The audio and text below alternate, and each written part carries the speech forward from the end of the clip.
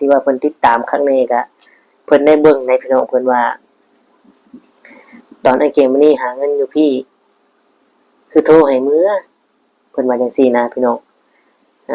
FC ว่าตอนเราหาเงินเนี่ยหาเงินอยู่ไทยเนี่ยไปยังคือโทรให้เรามื้อ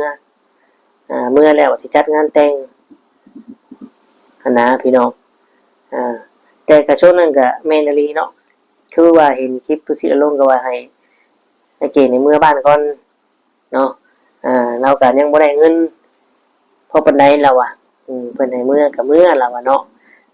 แต่เมื่อแล้วบ่คิดว่ามันสิยุ่งยากแบบนี้ก็เลยกลายเป็นคน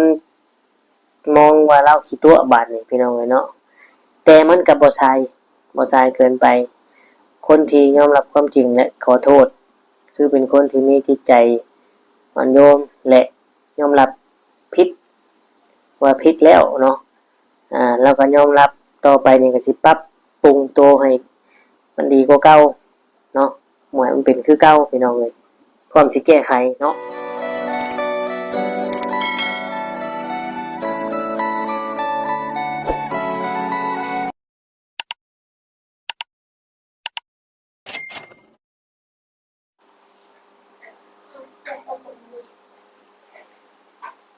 กับทักทายสบายดีและสวัสดี FC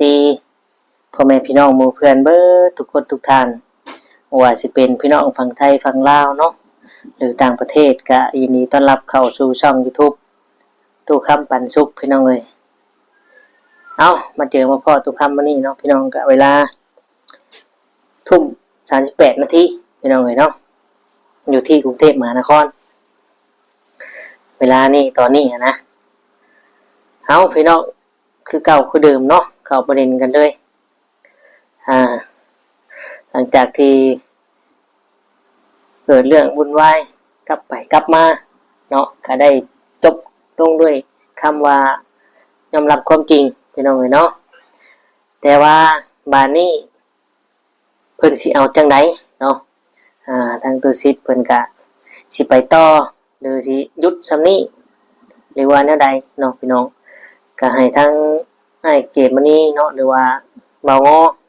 อผัวน้องมะนาวได้คุยกับแม่เฒ่ายอมผิดยอมแม่นแล้วสิเฮ็ดจังไดก็ยอมตู่คำว่าปีนี้นี่น้องมะนาวผัวน้องมะนาวนี่สิได้เฮ็ดนาอยู่บ่เนาะพี่น้องเอ้ยเนาะทุกคนว่าผัวน้องมะนาวสิได้อยู่เฮ็ดนานำบ่พาเฮ็ดนาบ่พี่น้องเนาะคอมเมนต์มากันแน่พี่น้องเอ้ยเนาะเพราะว่าเราก็คิดหลายอยู่เนาะคิดหลายอยู่แต่บัดนี้ที่ FC เนาะหรือว่าผู้ใหญ่ที่ช่วยเหลือหั่นก็รวมถึงตัวตุซิดเองเนาะก็อยากฮู้พี่น้องอยากฮู้ว่าเพิ่นสิเฮ็ดจังไดเนาะในเมื่อไอ้เกตมื้อนี้ก็บ่มีเงินเนาะหรือบ่มีค่าสินสอดที่จะเฮ็ดงานแต่งพี่น้องเนาะแต่ว่าก่อนเราสิมาเนาะก่อนเราสิมาอยู่กับน้องมะนาวนี่ก็เราหาเงินอยู่ไทยพี่ก็เราก็ส่งมื้อให้น้องมะนาวใช้อยู่แล้วก็ส่งมื้ออันจ้างคนหว่านข้าวแล้วก็ซื้องัวหันเนาะพี่น้องนี่แหละเฮาก็ถือว่าเป็นสินสอดเลยซะเนาะก็ถือว่าเราถางมาอยู่มีแต่ว่าเอาแค่เงินไขคมปากแล้วก็กับขันหมากเล็กน้อยผูกแขนแล้วก็จดบทบันทึกหรือว่าจดใบสำรวจและพากันทำมาหากินหรืออยากลงมาหาเงินอยู่ไทยกับพาน้องมะนาวลงมาถ้าว่าการได้เงินเนี่ยอยากแต่งก็แต่งเนาะพี่น้องเนาะแต่หลายคนน่ะส่วนมากสิให้เสียงเดียวกันว่าเฮ็ดซ้ำที่มีเนาะพี่น้องผูกคอต่อแขนมีไก่มีผ้าขอผ้าคนมีเจ้าโคตรลงตามาก็ถือว่าโอเคแล้วเนาะพี่น้องเนาะแล้วก็เอาผู้ในบ้านมาเซ็นใบทะเบียนสมรสให้ทั้งสองฝ่ายก็โอเคพี่น้องเนาะแต่ปัจจุบันนี่เนาะเห็นตูซิดเพิ่นคลิปลงก็ยังบ่ได้ฮู้เลยว่าเพิ่นสิเฮ็ดแนวใดเพิ่นสิผูกแขนน้อยผูกแขนธรรมดาแล้วก็เอา ทั้งสองกรรมสองฝ่ายมาเป็นพยานจดบันทึกจดทะเบียนใบสมรสแค่นั้นหรือว่าจังไดเนาะพี่น้องที่ว่าตุสิทธิ์อยากฮู้นะเพราะว่าถ้าว่าสิจังไดก็แต่งจังไดก็ต้องจัดขึ้นก็ยากคือเก่าแหละพี่น้องเอ้ยเนาะเราบ่มีเงินจัดงานแต่งพี่น้องเอ้ยเรามีเงินจัดงานแต่งมีแต่ว่าทุกคำก็ให้กำลังใจเนาะเป็นกำลังใจให้เชื่อว่ามันต้องผ่านไปได้ดีๆเนาะและคือเห็นว่าทั้งผู้ใหญ่เพิ่นเนาะพี่น้องทั้งผู้ใหญ่ที่เข้ามาช่วยเหลือหันแล้วก็ได้โทรมาเตือนอยากถามหรือว่าโทรมาฝากถึงอะไรเนาะฝากเพิ่นก็ฝากถึงความดีๆนั่นแหละเตือนในสิ่งที่บ่ดีก็บ่อยากให้เฮ็ดเนาะพี่น้องในเห็นทางตัวซิดเพิ่นคลิปลงเนาะโทรมาสายตรงมาแต่ USA พุ่นใดพี่น้องเอ้ยเนาะแม่บางทีคอยช่วยเหลือหั่นแหละตามเบิ่งเนาะพี่น้องเอ้ยเพิ่นก็ฝากถึงเรื่องดีๆหั่นแหละเนาะพี่น้องเอ้ยให้ทางน้องมะนาวเพราะว่าเป็นห่วงเนาะเป็นห่วงแล้วก็เรื่องสินสอดหรือว่าเรื่องงานแต่งนี่เพิ่นยังบ่ให้คำตอบเนาะทางผู้ใหญ่แล้วก็ทางตุสิตยังบ่ให้คำตอบเพราะว่าต้องไปปรึกษาต้องไปคุยกันกับแม่น้องมะนาวเนาะกับทางนั้นว่าสิจัดงานแบบใดเฮ็ดส่ำใดเนาะพี่น้องมีแต่ว่าเป็นกำลังใจให้แล้วก็คอยติดตามเบิ่งเนาะเฮาก็ได้พี่น้องเอ้ย FC เนาะ FC น้องมะนาวนี่ก็หลายเด้พี่น้องอยู่แถวทุกคำเฮ็ดงานนี่ก็มีและมื้อนี้เนาะทุกคำไปเฮ็ดเวียกก็มีผู้ใหญ่เพิ่นนั่นแหละที่เพิ่นติดตามเพิ่นได้เบิ่งคลิปน้องมะนาวเพิ่นก็ยังบอกทุกคำอยู่แซวทุกคำว่างานแต่งน้องมะนาวมื้อบ่ล่ะว่าเนาะทุกคำก็ฟังเบิ่งบางเทื่อก็มื้อบางเทื่อก็บ่ได้มื้อทุกคำว่านะแต่ว่าตรงกับบัตรเพิ่นก็อาจสิได้ขึ้นอยู่อีกทุกคำก็ว่าอันนี้เนาะและเราก็ได้นั่งคุยกับทุกคำเฮิงเติบพี่น้องเอ้ยเนาะเราก็ติดตามน้องมะนาวมาแต่ดนแล้วเราอ่ะเราก็เบิ่ง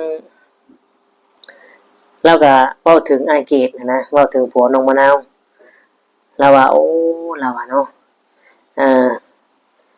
เฮ็ดนานพักคอยเบิ่งเฮ็ดนานพักก็แต่เฮ็ดนานพักพุ่นเราอ่ะทาง FC นะ FC เพิ่นที่ติดตามน้องมะนาวเพิ่นเบิ่งตลอดเฮ็ดชวนพักนะยังให้ตู้ซิดมาเตือนมาบอกและ FC ก็บอกว่าคือบ่จัดการเองคือบ่เฮ็ดเองเราก็ว่าเราเว้ากลับไปกลับมา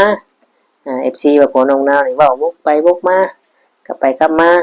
อย่างเช่นตัวอย่างคือว่าบ้านนั่นเด้พี่น้องบ้านที่ว่าเจลือหรือว่าลงไปขาย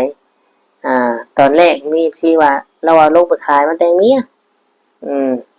แต่พอมาถามคักๆตุสิตามคักก็ว่าบ่ได้ขายหรือบ่ได้มากมาพี่หรือบ่ได้ขายมาแต่งเมีย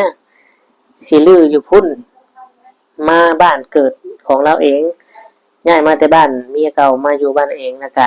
ให้ลูกละวันแนวนี้พี่น้องเอ้ยเนาะซึ่ง FC ได้เบิ่งแล้วก็ FC ก็ว่าเราเว้ากลับไปกลับมาเนาะพี่น้องแต่เฮาก็เข้าใจว่าเราก็อาจสิ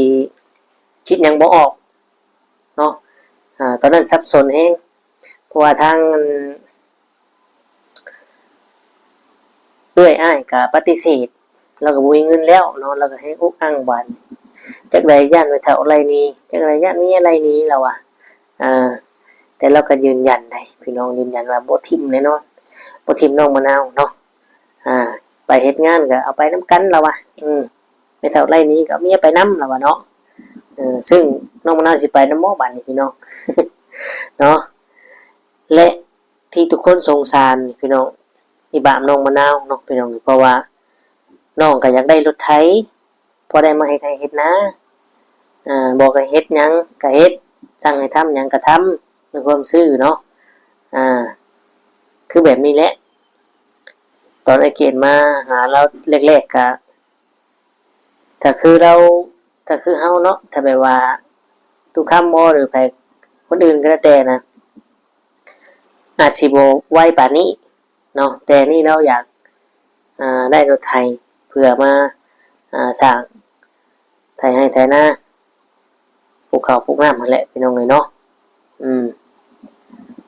เพราะว่าเราก็อยากได้แต่ใดมาอยู่แล้วเนาะพี่น้องและตู้คำเชื่อว่าถ้าผัวน้องมะนาวเนาะหรือว่าไอเกดนี่เราเว้าความจริงแต่แรกบอกกับตู้ซิดแต่แรกเชื่อบ่ว่าจะมีผู้ใหญ่ซอยหลายคนนี้เพิ่นผู้ใหญ่จะจัดงานให้พร้อมเนาะแต่ทุกสิ่งทุกอย่างก็มันกลายเป็นว่าไอเกดนี่ตัวได้บัดเนาะพี่น้องจริงๆแล้วก็ว่าถูกอยู่นะทั้งผู้ใหญ่เพิ่นเนาะโดยทั้งตุชิตก็บ่ได้ต้องการหยังต้องการแค่ความจริงใจและซื่อสัตย์คุยนำกันพี่น้องเอ้ยเนาะเอา FG คิดว่าเรื่องนี้ละครเรื่องนี้สิจบลงแบบใดเนาะไอเกมมื้อนี้กล้าเว้านำไม่เฒ่าบ่หรือว่าเพิ่นสิคุยปรึกษาหารือกันแบบใดเนาะสำหรับ FC เนี่ยส่วนมากมีแต่ว่าปะโลดปะโลดแบบนี้เอาตำรวจมาจับเลยเนาะนี่คือที่คอมเมนต์นะแต่เขาก็พิจารณาเมื่อก่อนคิดเมื่อก่อนเนาะมันก็บ่ได้ง่ายปานนั้นพี่น้องเอ้ยมันก็บ่ได้ง่ายเนาะเราก็ความดีเราก็มีอยู่พี่น้องความดีเก็บก็มีอยู่เนาะเสพแบบนั้นมันก็คือโพดนะก็อีบาปแล้วเนาะชีวิตเราก็ล่มสู่ชนมามากพอแล้วเนาะคือพระอาจารย์เพิ่นเว้าหั่นแหละเพิ่นเว้าให้ฟังเนาะแต่ก่อนนี่ดุมันบ่สนหยังบ่ฟังไผมีบ้านมีรถมีที่อยู่หยังครบสมบูรณ์แบบแต่พอมันมีเหตุการณ์พลิกผันเราก็เลยบ่เดือหยังจนต้องดิ้นรนลงไปไทยไปเฮ็ดเวียกอยู่ไทยจนได้มาเจอกับน้องมะนาวนี่แหละพี่น้องเลยเนาะแล้วก็หวังว่าสิพาน้องมะนาวสร้างสาดอกเพราะว่าทั้งบ้านเจ้าของก็บ่ได้มีแล้วมีแต่ญาติพี่น้องกับลูกหันเนาะแต่เราคิดอันนี้ก็ดีพี่น้องเราคิดอันนี้ก็ดีที่จะพาน้องมะนาวสร้างอนาคตเนาะแต่ว่าขอแค่อย่างเดียวพี่น้องขอแค่อย่าตัวเนาะอย่าปิดบังความจริงพี่น้องเนาะขอให้เว้าชัดเจนเพราะว่าความจริงเนี่ยมันเป็นสิ่งที่บ่ตายอยู่แล้วบ่มื้อนี้ก็มื้อหน้าเนาะคือจังซี่แหละพี่น้องกลับกลายเป็นว่าทุกคนมองหรือว่า FC มองผู้ใหญ่มองก็ว่ามองเบิ่งไอ้เกณฑ์คนตัวแล้วบัดนี้พี่น้องเนาะถ้าไอ้เกณฑ์บอกแต่แรกเนาะมาก็บ่มีเงินแหละลงไปก็บ่ได้กี่เดือนเพิ่นก็โทรให้ขึ้นมาก็ยังบ่มีบัดนี้เฮ็ดจังไดนี่ถ้ามาปรึกษาตุสิทธิ์หรือว่าเว้าแต่แรกนี่ตัวความว่ามีผู้ใหญ่เข้ามาช่วยเนาะเพิ่นตุสิทธิ์ก็สิช่วยอยู่จักเล็กจักน้อยเนาะพี่น้องมี FC บางกลุ่มเนาะ FC บางคนที่ว่าเพิ่นติดตามครั้งนี้ก็เพิ่นได้เบิ่งในพี่น้องเพิ่นว่าตอนไอ้เกมมื้อนี้หาเงินอยู่พี่คือโทรให้มื้อเพิ่นว่าจังซี่นะพี่น้องFC ว่าตอนเราหาเงินเนี่ยหาเงินอยู่ไทยเนี่ยไปยังคือโทรให้เรามื้อแล้วสิจัดงานแต่งนะพี่น้องแต่กระช่วงนั้นก็แม่นอีหลีเนาะคือว่าเห็นคลิปตุสิลงก็ว่าให้ไอ้เกในเมื่อบ้านก่อนเนาะเราก็ยังบ่ได้เงินพอปานใดแล้วอ่ะเพิ่นให้เมื่อก็เมื่อแล้วอ่ะเนาะแต่เมื่อแล้วบ่คิดว่ามันสิยุ่งยากแบบนี้ก็เลยกลายเป็นคนมองว่าเราขี้ตัวบาดนี่พี่น้องเอ้ยเนาะแต่มันก็บ่ทรายเกินไปคนที่ยอมรับความจริงและขอโทษคือเป็นคนที่มีจิตใจอ่อนโยนและยอมรับผิดว่าผิดแล้วเนาะแล้วก็ยอมรับต่อไปนี่ก็สิปรับปรุงตัวให้มันดีกว่าเก่าเนาะหมายมันเป็นคือเก่าพี่น้องเอ้ยพร้อมสิแก้ไขเนาะมันบ่ทรายเกินไปมาช้าดีกว่าบ่ได้มาทำเนาะมาช้าดีกว่าบ่มาพี่น้องเอ้ยเห็นบ่เนาะ ทุกคนก็คือสิได้เบิ่งเนาะพระพุทธเจ้าเพิ่นไปโปรดไปอ่าบรรยายธรรมให้องคุลิมานกับตัวกับใจก็ยังได้เห็นบ่พี่น้องทั้งที่องคุลิมานนี่ตัดนิ้วคนขาคนบ่ฮู้เท่าไหร่แล้วเนาะแต่เมื่อพระพุทธเจ้าเพิ่นได้โปรดได้บรรยายธรรมให้ฟังแล้วก็วางจนมาบวชเป็นพระภิกษุของพระพุทธเจ้าจนตรัสรู้เนาะพี่น้อง